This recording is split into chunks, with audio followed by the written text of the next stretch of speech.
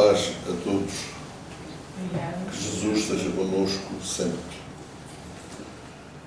José António pede-me para fazer uma referência à Federação Espírita Portuguesa. Ele já apresentou o aniversário antes, nós costumamos fazer representante, depois é o representante.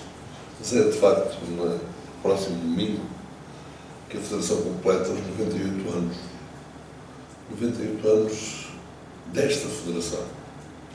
Porque, na realidade, nós tivemos outras oportunidades do movimento espírita português crescer, mas por vários motivos não foi tão bem sucedido assim. E houve uma outra federação, a Federação Espírita dos Portugueses, que teve início em 1915 e que foi fechado depois por problemas burocráticos em 1917. Nós temos que recuar um pouco no tempo e pensar como é que era tudo aquilo. Turbulência política que houve naquela altura. Tínhamos acabado de sair da monarquia, tínhamos entrado na República, com todos aqueles problemas da República, todos aqueles problemas da mudança, no fim de contas. Mas antes, já no tempo da monarquia, nós tínhamos um movimento crescente em Portugal. E temos, por exemplo, o exemplo de Fernando Lacerda, que era um homem que se dava muito bem na Casa Real, mas que tinha um cargo de polícia, portanto, já na República,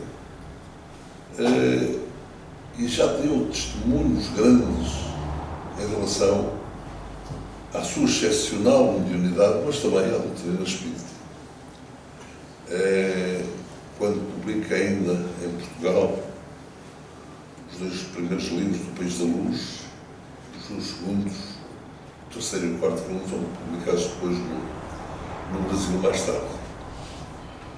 Mas a Federação Espírita Portuguesa é resultado de um conjunto de pessoas de boa vontade que quiseram formar a Federação Espírita Portuguesa.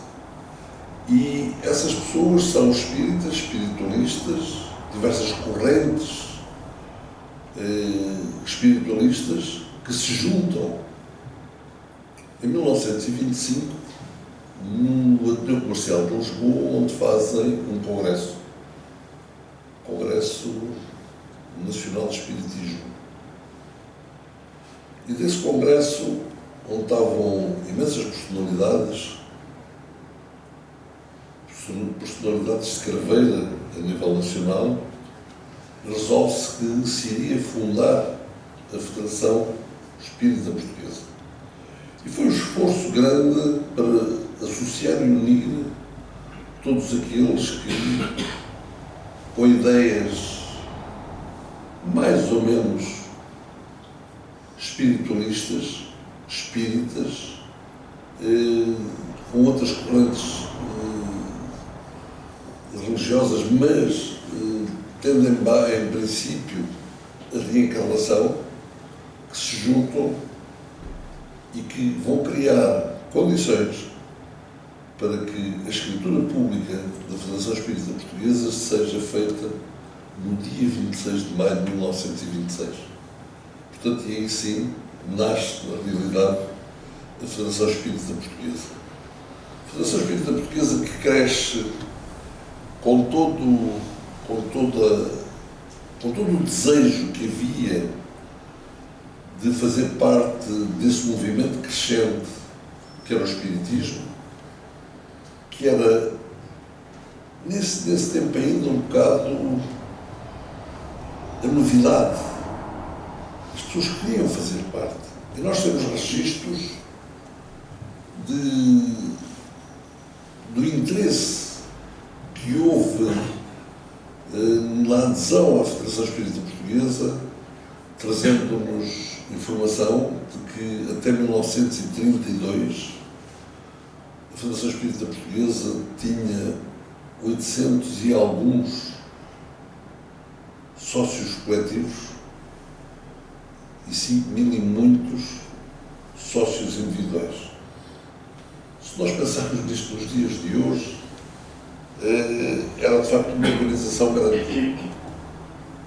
1926, 27, 28, até 32. Depois em 32, com os tais convulsões políticas, outra vez, a nossa vida dentro do movimento espírita teve sempre muito sujeito às convulsões políticas, sociais, que se foram dando ao longo dos tempos e continuam a dar.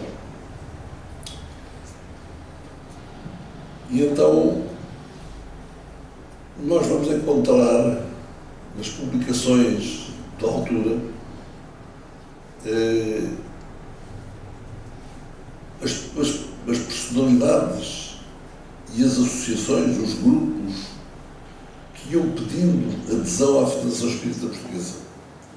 Nós temos esses documentos na Federação e podem ser consultados com algum cuidado, logicamente, são documentos muito antigos, mas que também já estão alguns digitalizados, a maior parte deles já estão digitalizados, para poderem ser consultados e brevemente serão postos à disposição para que todos possam consultar na página da Federação essa informação.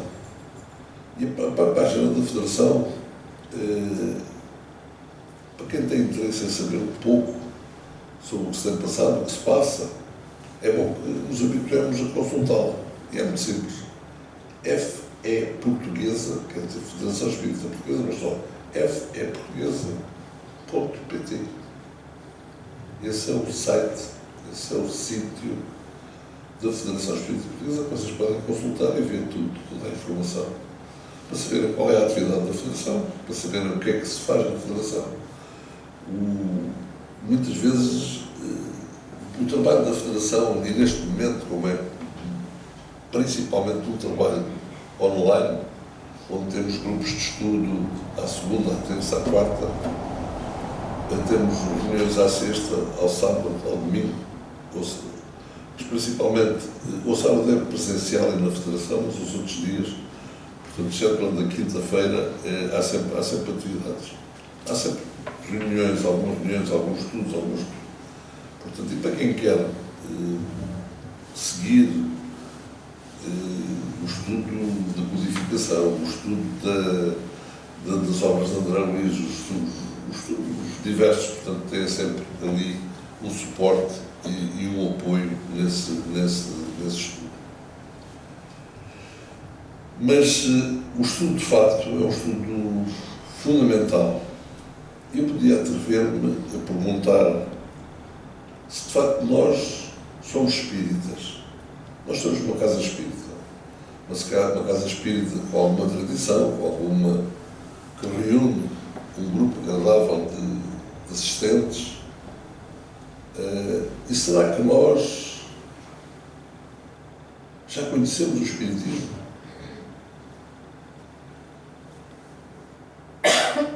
Para conhecermos o Espiritismo, nós temos que conhecer os seus princípios. Temos que saber se é isto que nós queremos. Então, desculpem eu falar desta maneira, mas é sempre bom nós refletirmos. Isto é uma proposta de reflexão. Nós queremos ser espíritas. Nós, para queremos ser espíritas, temos que conhecer os princípios da doutrina. E os princípios da doutrina, esses princípios que o nosso codificador, o Sr. Hipólito Leão de Lizardo e Vara, que nós conhecemos com o nome de Allan Kardec, ele deixa-nos o legado do Espiritismo com a publicação de obras. A primeira foi o Livro dos Espíritos. E o Livro dos Espíritos vem-nos trazer, na sua primeira edição, que é uma edição parcial, portanto, na segunda edição, por exemplo, vai ficar completo, a parte filosófica da doutrina. A filosofia da doutrina. A filosofia da doutrina nos fala sobre os princípios. Então, nós vamos aí encontrar respostas, vamos encontrar perguntas e respostas que nos são apresentadas, mas que com todo o direito nós temos de debatê-lo. Por isso é um livro de filosofia. É um livro em que o debate está absolutamente disponível para nós nos esclarecermos, porque lemos e fazemos determinada interpretação, temos a oportunidade de analisar e fazer determinada análise, e só em conjunto e debatendo as questões é que nós podemos chegar à conclusão mais acertada. Então, ele deixa-nos esse primeiro livro para que nós possamos perceber a intenção da doutrina. E vem depois mostrar-nos a parte científica da doutrina, quando nos traz o Livro dos Médios. O Livro dos Médios, que é um livro que nos fala exatamente sobre a imensidão de diversas mediunidades em que nós podemos fazer essa comunicação, essa comunicabilidade com o mundo invisível, com o mundo dos espíritos. E aí nós temos a parte científica. É uma ciência de observação, é uma ciência em que nós vamos fazer e vamos encontrar aquilo que os espíritos nos dizem. Vem depois a parte da moralidade da nossa doutrina. O Evangelho segundo o Espiritismo. O Evangelho segundo o Espiritismo nos vem trazer exatamente o grande ensinamento que Jesus nos traz. Vem apresentar-nos as parábolas de Jesus de uma forma simples, aberta, com a análise e interpretação que os Espíritos nos trazem, para que nós possamos compreender esses ensinamentos que Jesus nos traz numa atitude de transformação moral, de sermos melhores, de olharmos para o nosso próximo como gostaríamos que nos olhassem. Exatamente nesse mandamento maior que Jesus nos ensina: amar a Deus sobre todas as coisas e ao próximo como a ti mesmo. Para que nós possamos compreender os testemunhos que nos são dados, Kardec apresenta-nos o céu e o inferno. O céu e o inferno que nos relata as passagens, dá-nos os exemplos, os testemunhos daquelas comunicações que o Livro dos Espíritos, que o Livro dos Médios nos diz nos diversos tipos de mediunidade, e depois que vem ali o testemunho. O senhor fulano tal, que falou assim, que disse, que nos relata exatamente aquilo que se pode. Esse intercâmbio, esse testemunho do plano espiritual para o plano físico, dando-nos o testemunho da comunicabilidade dos espíritos. E vem-nos depois apresentar a gênese, o princípio. Toda a organização estrutural deste planeta, deste sistema que nós vamos encontrar aqui, toda neste multiverso, vamos encontrar a organização. Então, nós temos aqui a base da nossa doutrina. E nesta base da doutrina, claro que ele depois vai-nos explicar também e vai-nos dar respostas a uma série de questões quando faz entretanto ele publica o que é o Espiritismo, também um livrinho importante no conhecimento, mas que vem também inserido nessa obra. Depois continua com a Revista Espírita, que durante 12 anos ele vai mensalmente dando-nos informação, e muitas dessas perguntas, dessas respostas que vêm na Revista Espírita, que vão aparecer depois também nos outros livros, porque a revista começa a ser publicada logo no ano a seguir à publicação do livro dos Espíritos, e a partir daí, portanto, algumas perguntas que fazem parte depois dos outros livros, não é? Mas isto para falar sobre a base da nossa doutrina. Como é que nós poderemos aceitar os princípios de uma doutrina se não o conhecemos? Nós temos que conhecer a base. Porque nós conhecendo a base, nós vamos compreendê-la. Sem conhecer, nós não podemos compreender. E compreendendo os ensinamentos que a doutrina nos traz, nós vamos saber: eu quero ser espírita, ou eu quero ser outra coisa, com toda a liberdade que nós temos de ser aquilo onde nos sentimos realizados. Então, o primeiro passo é conhecer a doutrina espírita. E a doutrina espírita está emanada exatamente na base da codificação. Logicamente, depois temos toda a obra complementar, isso é outra, já lá vamos. E quando falamos no conhecer a obra básica, não é chegar ali e começar a ler desmarcadamente a obra básica. Possivelmente não vamos compreender muita coisa. A obra básica são livros de consulta, são livros de análise, são livros que nós vamos lendo um bocadinho, lendo uma pergunta, analisando uma resposta e ir interiorizando aquele aprendizado para nós irmos conhecendo esses princípios e ver a lógica dessa proposta que a doutrina espírita nos traz. Depois de nós compreendermos a doutrina, é que nós podemos pô-la em prática. Nós não podemos pôr em prática um princípio que não conhecemos. Então, isto é um convite ao conhecimento. Um convite ao conhecimento porque o conhecimento liberta-nos. E liberta-nos de uma maneira total. Quando nós que procuramos a razão da vida e o porquê da vida, vamos encontrar as respostas que matam a morte, por exemplo. Não há morte porque a vida continua. Princípio básico da nossa doutrina. Vamos encontrar a pluralidade das existências, vamos encontrar a comunicabilidade dos espíritos, a pluralidade de mundos habitados.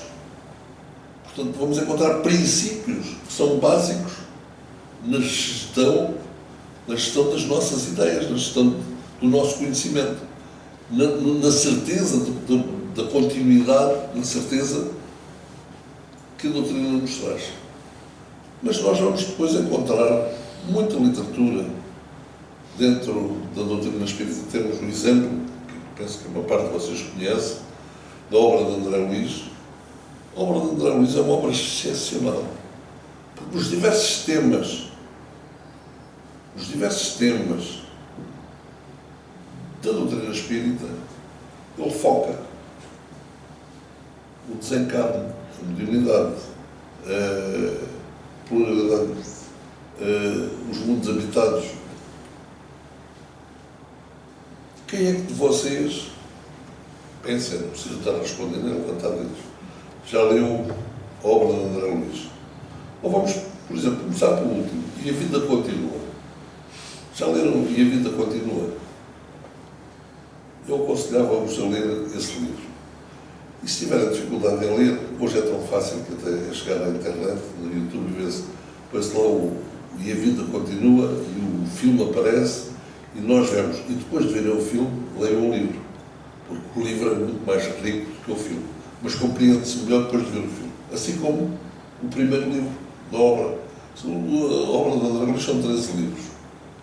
13 livros começa com O Nosso Lar. O Nosso Lar, a maior parte das pessoas leem e acham aquilo muito engraçado, porque é um livro mais ou menos... aquilo parece uma obra de ficção. Mas não é. E se vermos o filme primeiro, depois de ler o livro, também vamos encontrar uma obra magnífica que nos dá noção da nossa passagem para o plano espiritual. Quando nós passamos, e não são só flores, não vai tudo, não pensemos que vai tudo encontrar só jardins floridos e coisas agradáveis. Porque, de acordo com o nosso mérito, de acordo com a nossa semeadura, assim nós vamos encontrar a colheita. Então nós temos que ter consciência daquilo que fazemos para termos consciência daquilo que vamos colher. E é bom lermos esse livro do Nosso Lar, por exemplo, compreender como a vida daquele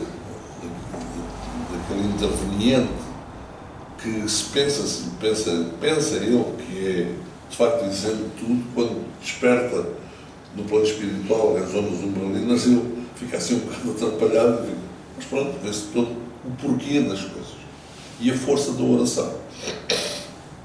Então nós, pelo conhecimento nós vamos encontrar a possibilidade de saber o que nós queremos.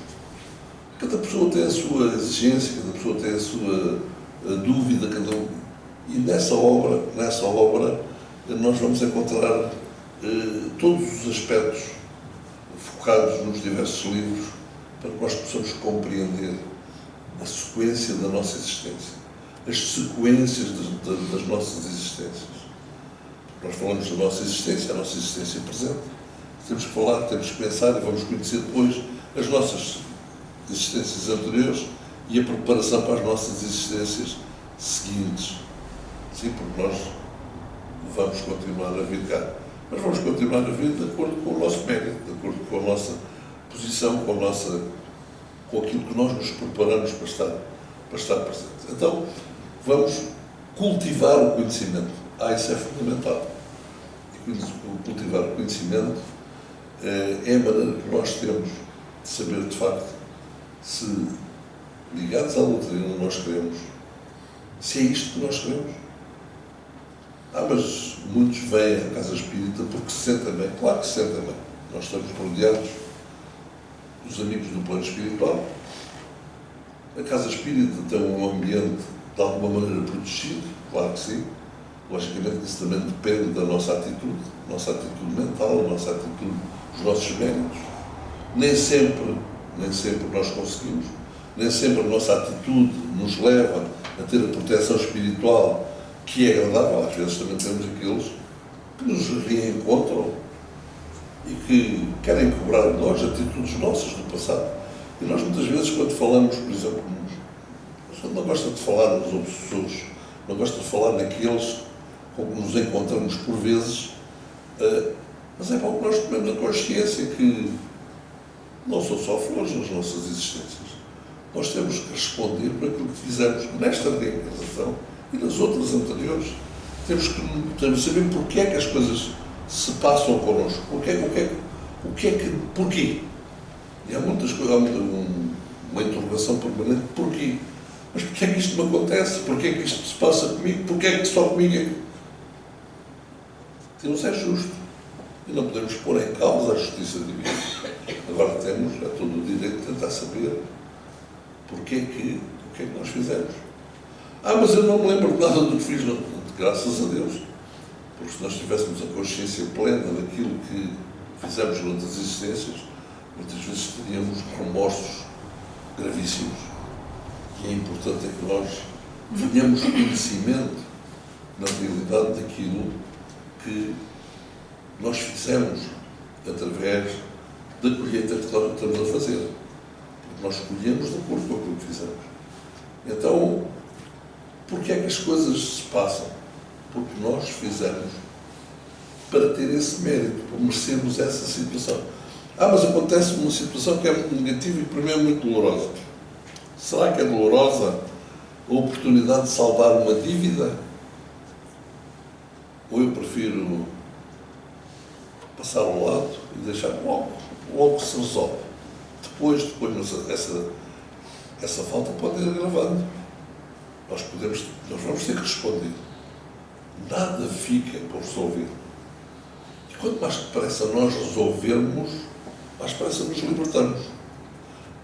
Eu costumo dizer que o mal que nos faz mal não é o mal que nos fazem. O mal que nos faz mal é o mal que nós fazemos. Porque o mal que nos faz é a oportunidade que nós temos de saldar dívidas. O mal que nós fazemos, nós aumentamos a dívida. temos que responder por ela. Então, o que é que nós queremos? É acumular dívidas ou saldar dívidas? A nossa atitude, as nossas atitudes funcionam. Vamos fazer aqui uma comparação grosseira, mas todos conhecem. Tudo o que nós fazemos de bem acredita a nossa conta bancária. Tudo o que fazemos de mal debita a nossa conta bancária.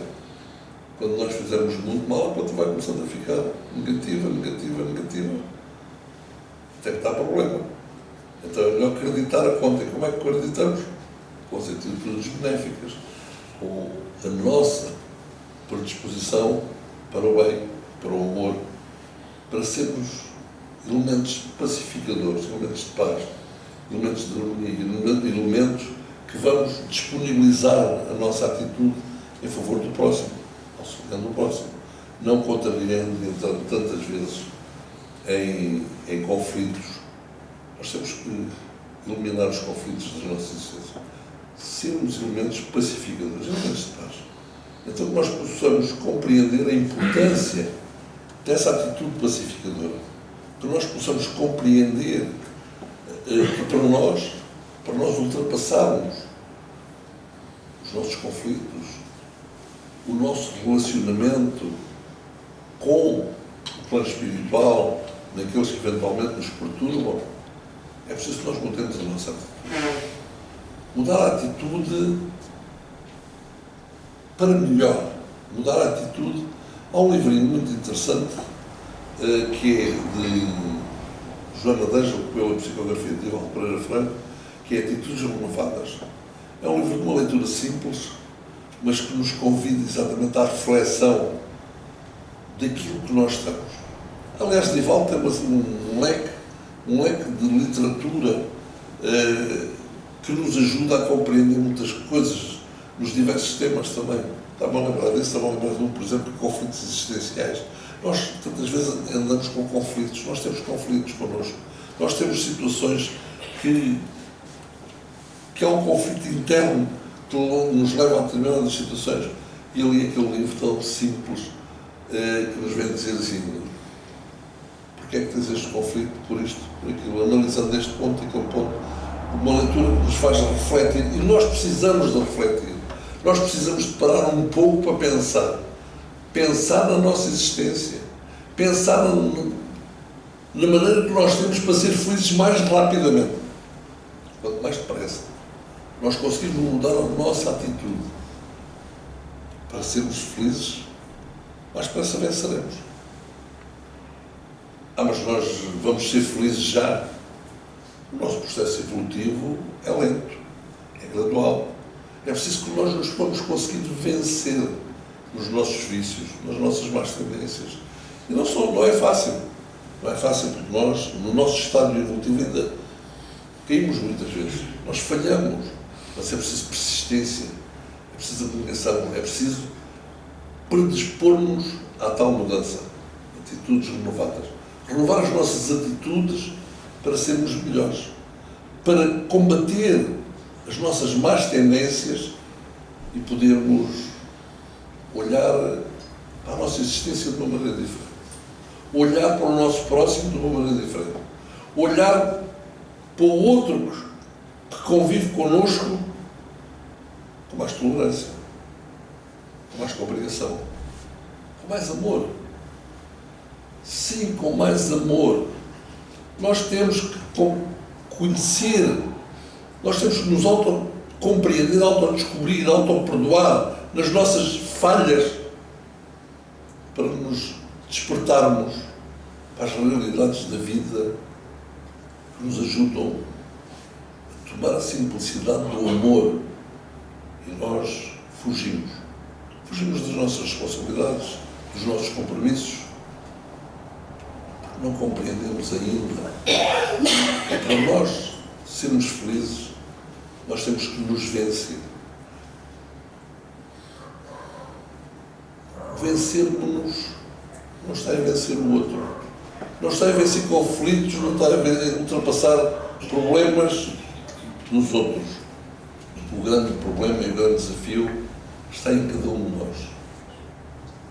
Cada um por si. num conjunto para podermos ultrapassar a nossa situação. Quando nós conseguimos compreender, interiorizar que o nosso grande conflito é o nosso, de cada um. Mas nós queremos muitas vezes mudar a atitude da esposa, do marido, do filho, impondo a nossa vontade, sem nos apercebermos que tantas vezes estamos a fazer aquilo que não queremos que nos façam a nós. Estamos a fazer, inclusivamente, a oposição de encarnado para encarnado. Estamos a fazer situações de afinidade com entidades do plano espiritual que estão no mesmo plano de vibração, que nos vão intuir e inspirar e fortalecer nessas atitudes. Mas nós não queremos ser obsessores. Nós queremos a possibilidade deles se afinizarem connosco e potencializar as nossas atitudes. Então, vamos parar um pouco para pensar. Vamos criar o hábito da meditação. Fazer a nossa prece, meditando. O que é que eu quero fazer hoje? Quais são os meus objetivos? O que é que eu quero mudar em mim? O que é que eu quero fazer neste dia, nesta semana, neste mês, neste ano? Criar objetivos. O que é que eu quero conhecer? O que é que eu quero ler? O que é que eu quero... E criar um compromisso connosco mesmos, para que nós possamos ir iluminando os nossos conflitos. Afastar de nós tudo aquilo que nos ligue a situações depressivas. Nós somos filhos de Deus, herdeiros do universo, temos a obrigação de ser felizes. Mas muitas vezes nós escolhemos a mágoa, a depressão, o conflito, porque não queremos reagir.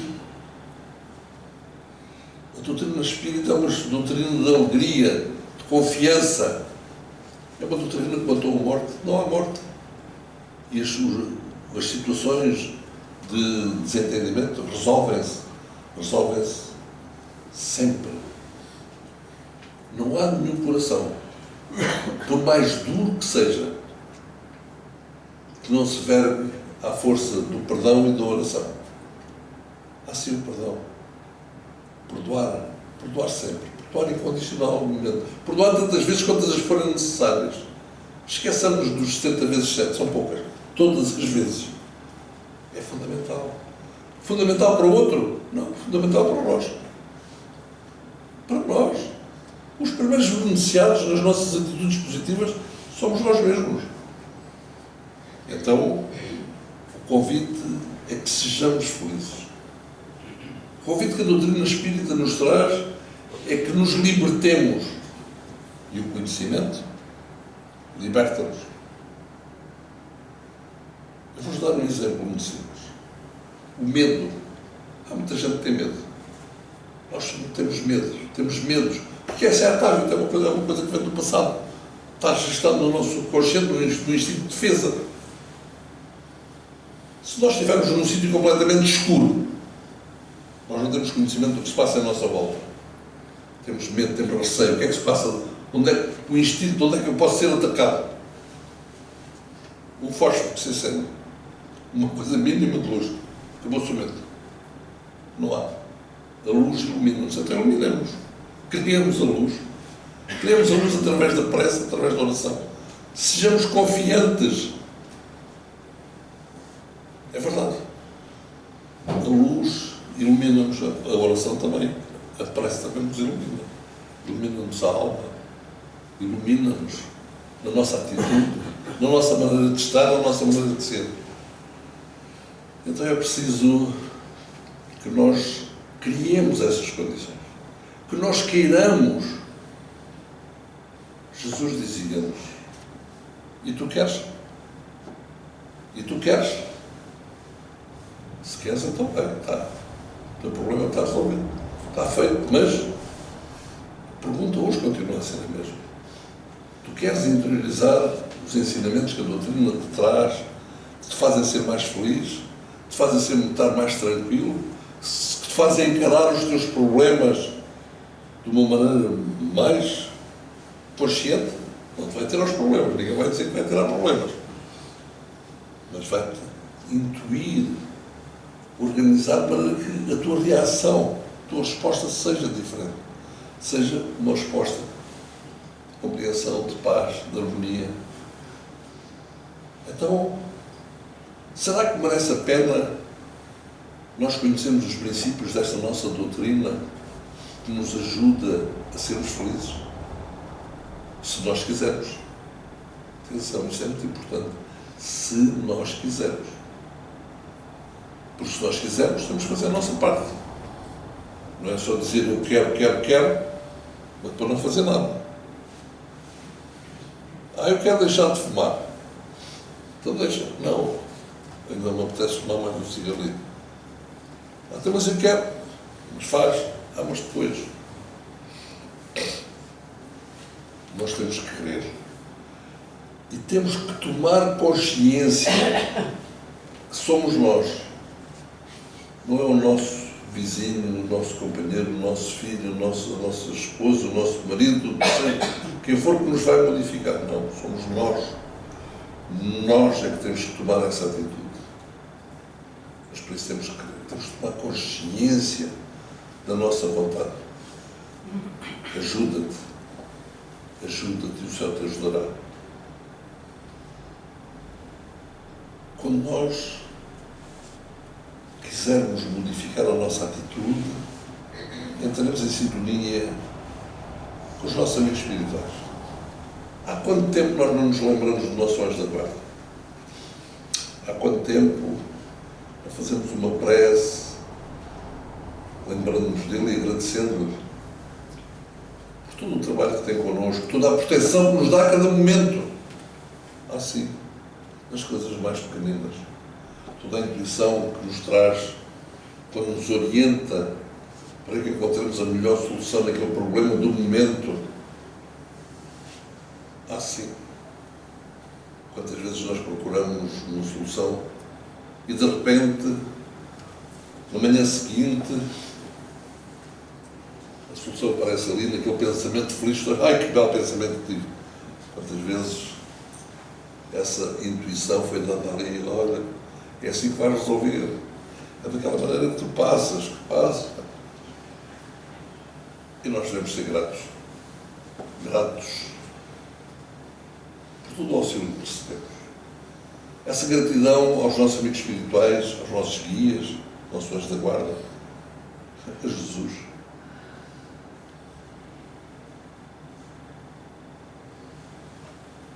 Há um livrinho, desculpe eu falar de tantos livros, não vou-me lembrando conforme vou falando, Psicologia da Gratidão, de Valdo Franco, Joana Deus. Psicologia da Gratidão. É um livro que é estudado em algumas universidades já, na área da psicologia, para nós compreendermos a profundidade do benefício que é a gratidão. Para nós sermos gratos nas mais diversas situações. Gratos por tudo aquilo que nós temos a oportunidade de perceber, de conhecer, de ser. Mas temos que ser, temos que querer, temos que fazer a nossa parte. Deixo-vos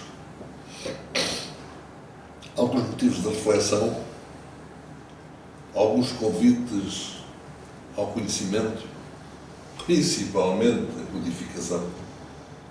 Todos os outros são complementares. Mas, logicamente, quem quiser ter um mais específico, não se esqueçam de, para começar, atitudes renovadas, mudem as atitudes, que ajudam muito a sermos gratos à vida através da psicologia da gratidão. É muito bom. Mas depende de nós. Depende de nós. Não depende do outro. É muito mais fácil para nós dizer isto não está bom porque o meu filho não me ajudou, porque o meu filho não faz isto, porque a minha mulher não fez aquilo. E eu, o que é que fiz? E qual foi a minha atitude? Vamos pensar que cada um por si possa pensar para poder encontrar nos princípios desta doutrina. Esta doutrina que nos encanta. Doutrina dos Espíritos. Que nos justifica o porquê das coisas, da vida. Justifica-nos. Em tudo. Mas nós temos que conhecer.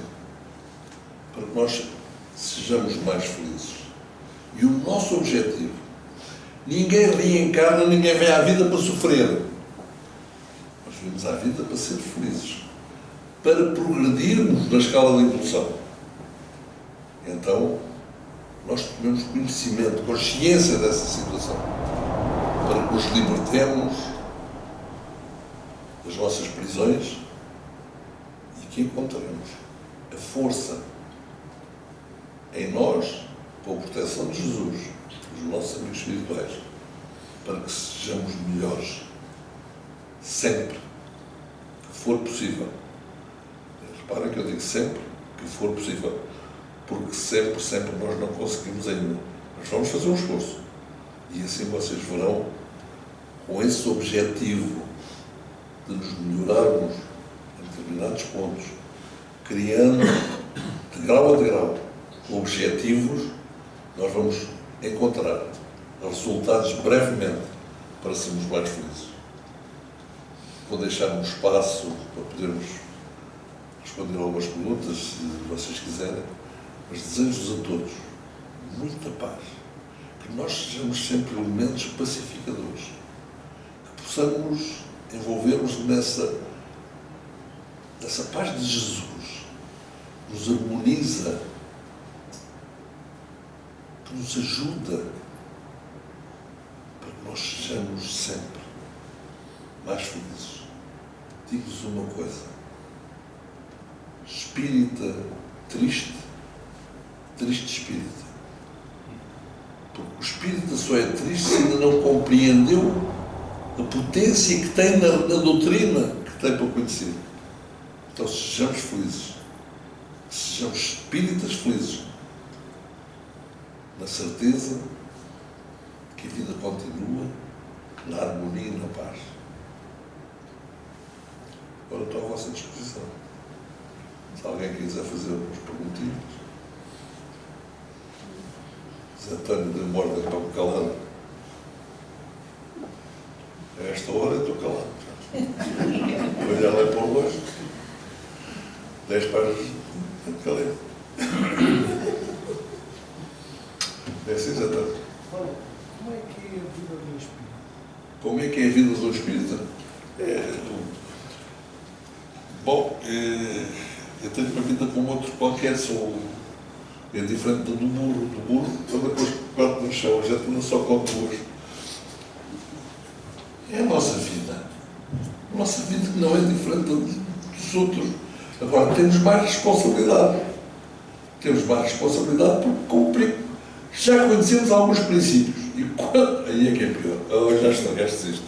É que quanto mais conhecimento eu tiver, pior para mim. É que eu depois conhecer alguma coisa do Espiritismo, já não pode dizer que não sei. E então, como sei, já tenho mais responsabilidade. Pior, já pioraste. Estragaste isto, então. Pouco. É isso. Nós temos a responsabilidade do conhecimento.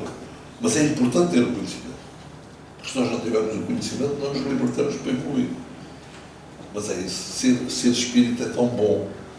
Com a responsabilidade que nos traz de termos que nos melhorar. Agora, se vocês não quiserem nascimento ou nisso do espiritismo, nascimento aqui está uma responsabilidade que isso tem que ser melhor. Temos que olhar para o próximo de uma maneira diferente. Temos que amar incondicionalmente. E o amor incondicional é a melhor coisa que há. Porque se eu conseguir ser tolerante, tenho que perdoar. É muito melhor não perdoar. Uau! Outra asneira que ele disse. Se eu não me magoar, se eu compreender que a atitude que o outro teve para comigo foi um erro dele e ele não me magoei, não interiorizei o erro, não interiorizei a ofensa, não tenho que perdoar, não me ofendo, porque é que eu... É importante. Agora, até conseguir esse estádio de não ofensa, é mais difícil. É mais difícil, mas nós podemos fazer um esforço para irmos conquistando gradualmente, etapa a etapa. Vamos conseguindo perdoar ou não ofender com uma pequena coisa, vamos cultivando. É como tudo. Ninguém dá nenhum atleta que pegue num peso e levante 150 quilos. Tem que começar a treinar, a fazer, vai treinando devagarinho, então é igual. Nós vamos fazendo exercício de conhecimento, de perdão. E o perdão é importante para nós. Não interiorizar mágoa. A mágoa é mau para nós. Enfraquece o nosso sistema imunitário. Então não vamos querer mágoas. Se nós não nos ofendemos, perdão, nos ofendi. E ligou o problema dele. É uma questão de atitude. Atitudes acomodadas. Ora, está uma assembleia absolutamente esclarecida, ninguém quer fazer perguntas. Da vez em 4 ou 5 olhinhos a dizer assim, quero perguntar, mas não façam perguntas, mesmo por mais descabidas que vocês achem que pode ser uma entidade que está ao vosso lado, a querer um esclarecimento, a pedir-vos para vocês fazerem perguntas, para esclarecer algo, mesmo assim, vocês já sabem, mas façam a pergunta na mesma. Ver se a gente consegue esclarecer alguém. Não ganha nada com proposta, não ganha nenhuma. Está bem. Eu também vejo alguns assim, calado já estás a falar demais. Quem quer que me cale já? Só levantar o braço que não já. Aquela mulher não levantou, estás a ver?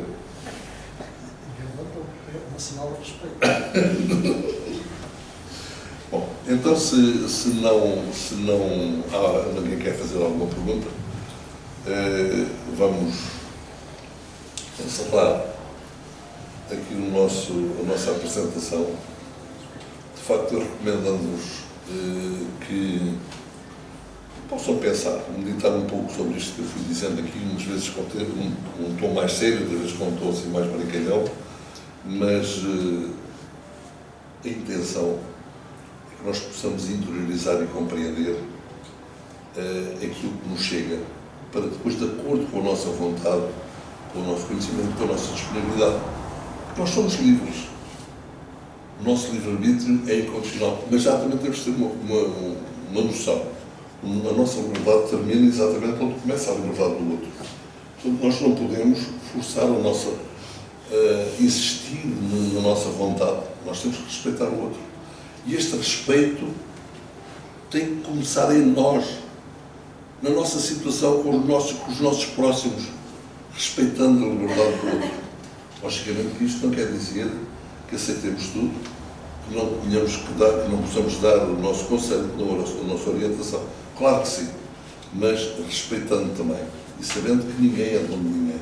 Ninguém tem o direito de impor, mas tem a obrigação de educar. Educar é fundamental. E cada vez mais nos tempos que correm é fundamental educar as pessoas. Educar através da consciencialização, através de as pessoas chegar ao chamado de ver qual é a melhor atitude. Que essas atitudes possam ser renovadas no caminho do bem, no caminho do bem. Então, agora convido-vos, de facto, a um momento de descontração, de reflexão. Nós vamos fazer o encerramento da nossa reuniãozinha, sendo gratos, numa atitude de gratidão a Jesus, ao Pai. Vamos fazer o nosso passe, portanto, vou conduzir a prece de encerramento também com o passe coletivo. Portanto, aconselho-vos a que estejam cómodos.